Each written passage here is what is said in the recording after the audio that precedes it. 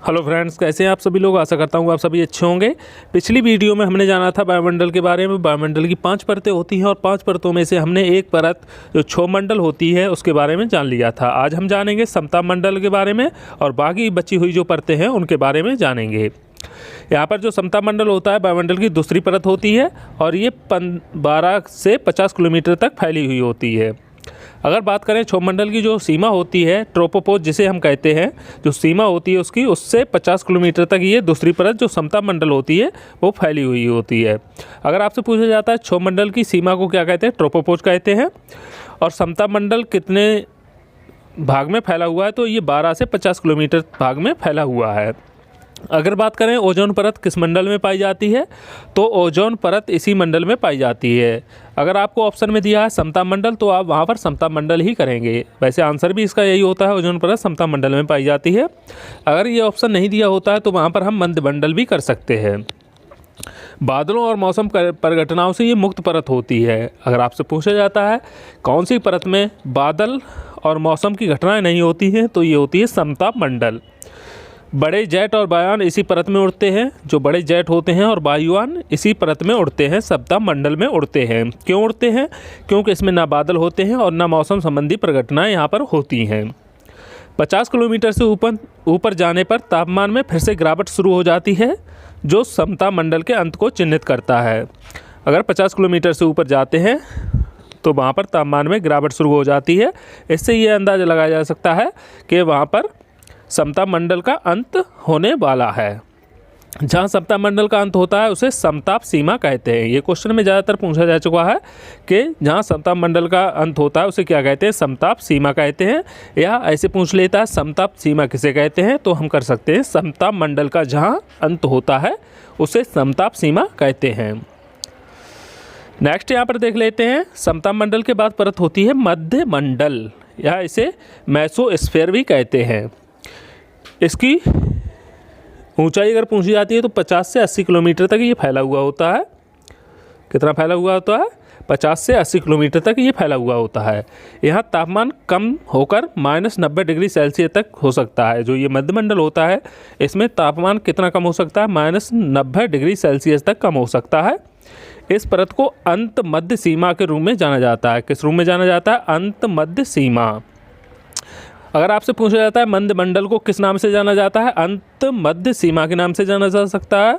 या ऐसे पूछा जा सकता है अंत मध्य सीमा किस परत को कहते हैं, तो ऐसे भी याद रख सकते हैं। इसमें बीच में देखिए मध्य दिया हुआ है, तो इससे आप मध्य से मध्य मंडल भी याद रख सकते हैं।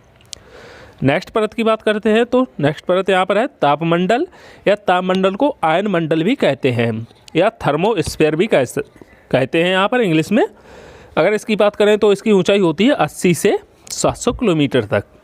तापमान में वृद्धि होती है क्योंकि गैस अणु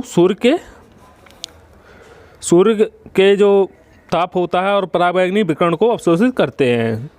सूर्य के ताप को और पराबैंगनी विकिरण को अवशोषित कर लेते हैं, इसलिए इस परत में सर्वाधिक तापमान होता है। गैस अणु विद्युत आवेशित पृथ्वी से आने वाली रेडियो तरंगों को परावित कर अंतरिक्ष में फैलाते हैं। अगर आपसे पूछा जाता है कि जो गैस अणु होते हैं विद्युत आवेशित पृथ्वी से आने वाली रेडियो तरंगों को परावर्तित करके अंतरिक्ष में फैलाते हैं। और देख लेते हैं इसके बारे में। लंबी दूरी के संचार में मदद करने वाली परत है। जो लंबी दूरी का संचार, इसमें संचार उपग्रह इसी परत में होते हैं और लंबी दूरी तक संचार फैलाने में ये परत यहाँ पर मदद करती है। आयनमंडल हमें उल्का और अप्रचलित उपग्रह से बचाता है क्योंकि इसका उच्च तापमान अवशेष को राख कर देता है। अगर कोई उल्का पृथ्वी पर गिरता है तो आयनमंडल में जब उल्का आता है तो इसका जो उच्च तापमान होता है तो उसे ये जलाकर राख कर देता है। इससे हमें कोई नुकसान नहीं होता। नेक्स्ट परत देख लेते हैं। यहाँ पर लास्ट परत होती है यहाँ पर वायुमंडल, इसे एक्सोस्फीयर कहते हैं। यहाँ पर ऐसे भी याद रख सकते हैं, इंग्लिश में याद रखना है तो एग्जिट से ही बना है एक्सोस्फीयर, या बाहरी परत जो होती है।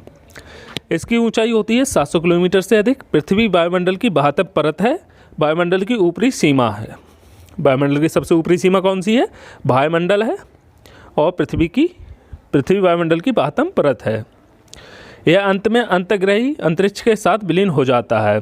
अगर इसके विलीन होने की, ख़त्म होने की बात करें, कहाँ पर ख़त्म होती है, तो जो अंतग्रही जिसका कोई अंत नहीं है उस अंतरिक्ष के साथ ये ख़त्म हो जाती है।